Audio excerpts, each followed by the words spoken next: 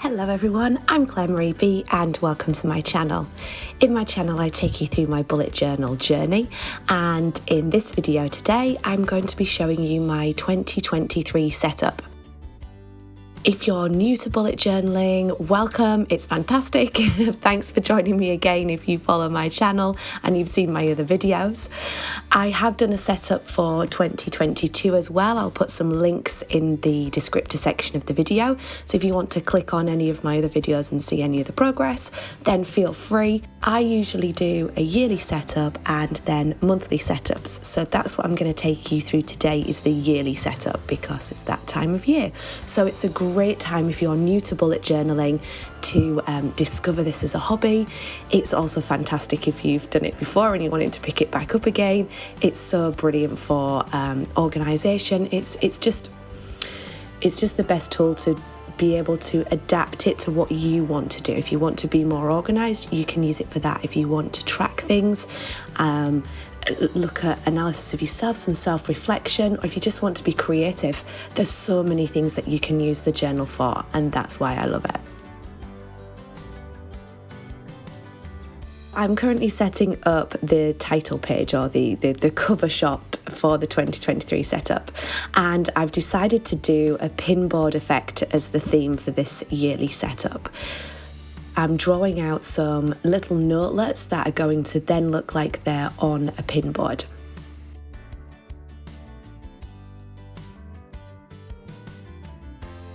The materials that I'm going to use today, super simple. I have pens. You can, again, if you're new, I'll take you through my pens. I'm using the black pen and the colouring pens that you see that I use. They're Tombows. I also have sets of Crayola Super Tips, which I find fantastic.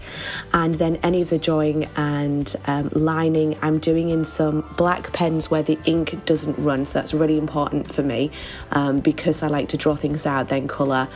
Sometimes I do it the other way around, and you may see me do that today, do the colouring first and then do the pen outline.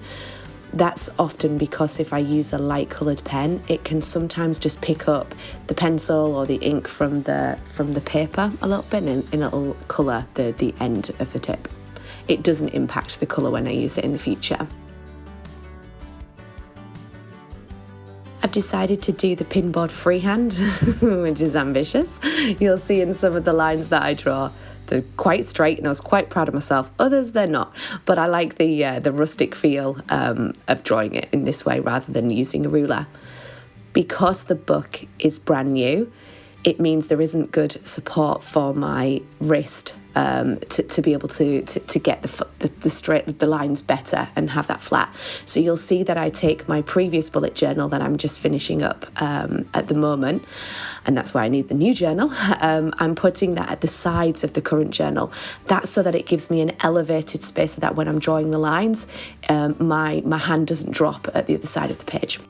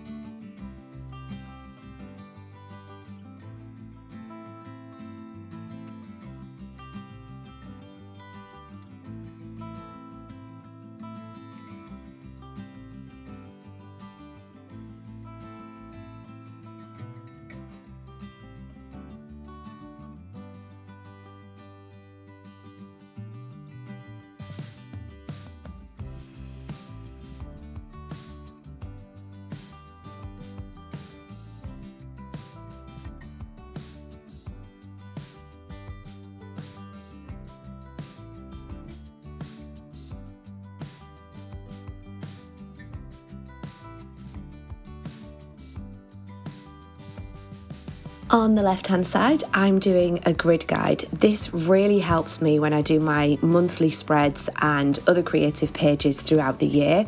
It's a quick reference guide for me to come back to see how to split out the areas in the journal. So when I'm drawing boxes, if I know I want 3 boxes, you can see there I'm doing a straight line down, which shows me the breaks for each of the 3 boxes.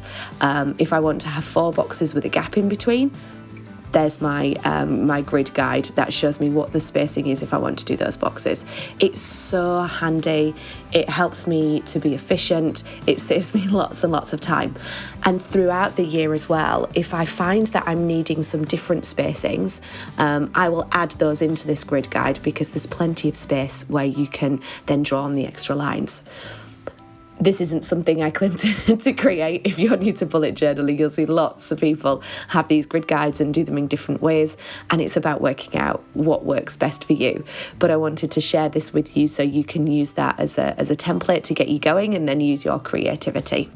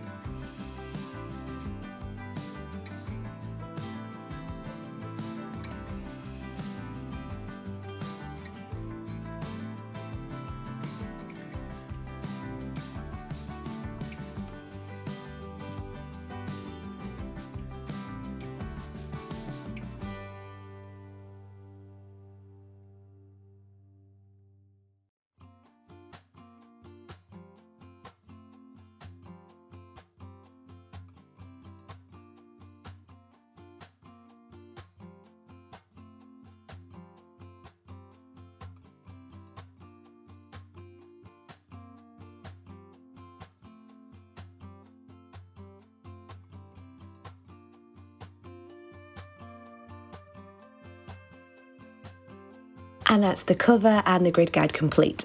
So over the page, I'm now going to set up my future log. This is where I take a month for each month of the year, and then I have blank space underneath so I can write in future dates. I love to have things to look forward to, and I like to be super organised. I'm finding at the moment that dates, my calendar in my phone has dropped dates out and things like that, so I need to really have this future log in place so that I can keep a note of exactly what's going on in the future. I far prefer this than having a calendar on the wall because I love that it can be creative with it, and I can make it my own. So what I've done is cut the top off of the page on the right hand side, as you can see. In the 2023 setup for the start of the year, I put 12 months in.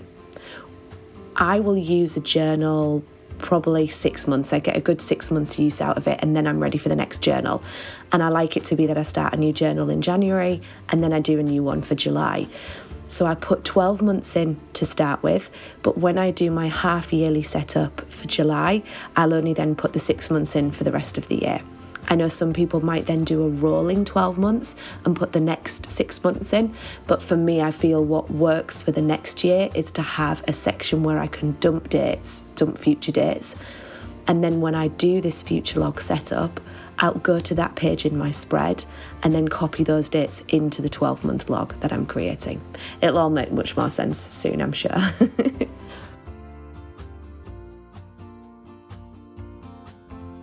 This is probably the most time-consuming spread that I do. Not for the decoration, of course it is a little time-consuming doing all the grids and the pinboard effects. But what's really time-consuming with this is the repetition of writing out the days of the month over and over again, and trying not to make mistakes with those, which I usually do. I do think I got it right this time. I think this is the first year where I will have done it all completely correct, but who knows?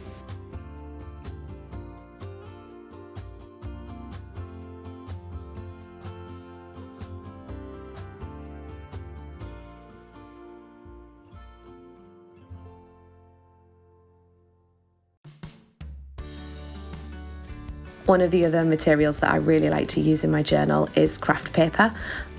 I just really like it. I like the colour, I like the texture, I like that it gives something different to the page, I like that it simply breaks things up.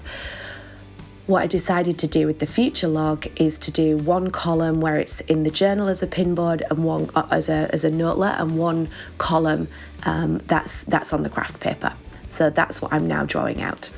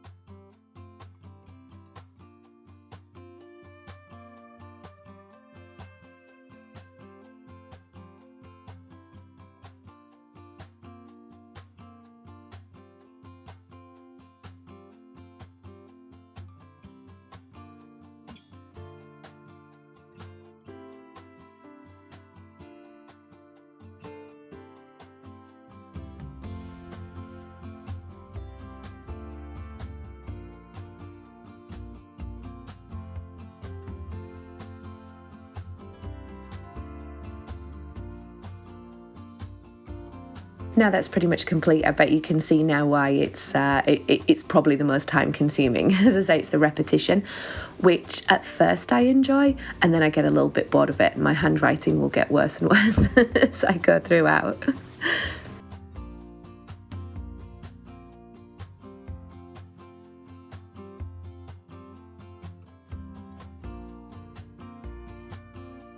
The next spread I'm creating is my check it out page. This is where I do a dump of all the things that I hear about that fantastic and want to check out throughout the year. TV and movies is the first thing, which is huge for me. I love TV and movies, love going to the cinema, love watching box sets, and we get lots of referrals. So I like to put those into a section at the start of the bullet journal, and then I'll tick those off throughout the year as I watch them, or I'll come back to this for inspiration when I've finished certain series and I'm looking for something new.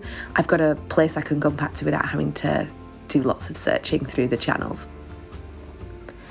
I'm also including a Notelet for books, and I'm going to be doing a diploma starting in January as well, so I wanted to have a place where I can put some reference things that I want to read, or things that I think theorists that might be useful for that. This will be a central place where I can put those down as well. And I'll then have some space just for general kind of notes or podcasts or games or things like that that I might want to check out too.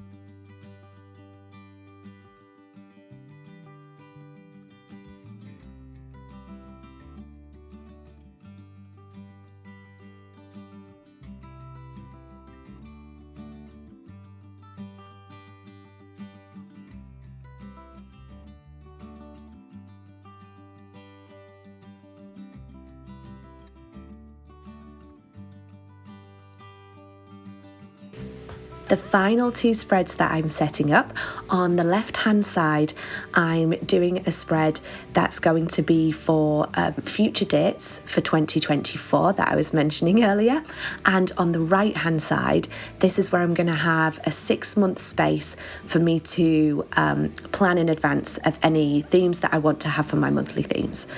This year, I went on holiday partway through the year and felt that I got behind with my bullet journal or neglected it a little bit. And I really want to be able to focus next year because I enjoy it so much. But when I'm really busy with work and lots of other things going on, it's the first thing that seems to get neglected. So I want to stop that, and I want to be able to focus. So it's really difficult. I'm sure anyone who's creative out there as well feels the same. You can't force the ideas, and sometimes, especially if I'm feeling behind, I'll find myself in a position where I'm forcing myself to go, oh, what's the theme? Be creative, come on, you've got to come up with an idea. And I don't like that pressure. I like to be organised in advance. That's why I thought if I have a page that lets me put my ideas in advance of any spreads or the theme choices, colour schemes, whatever I might want to do later in the year, I can come back to this as a quick reference guide. So I'm going to put 6 months in here, and then I've got a note section or just a general thoughts and wonderings on the left hand side, and if I think of any themes for later in the year, I can put those on the left hand side as well. So I guess this is my space to kind of be forward thinking and creative in advance if I have a creative moment.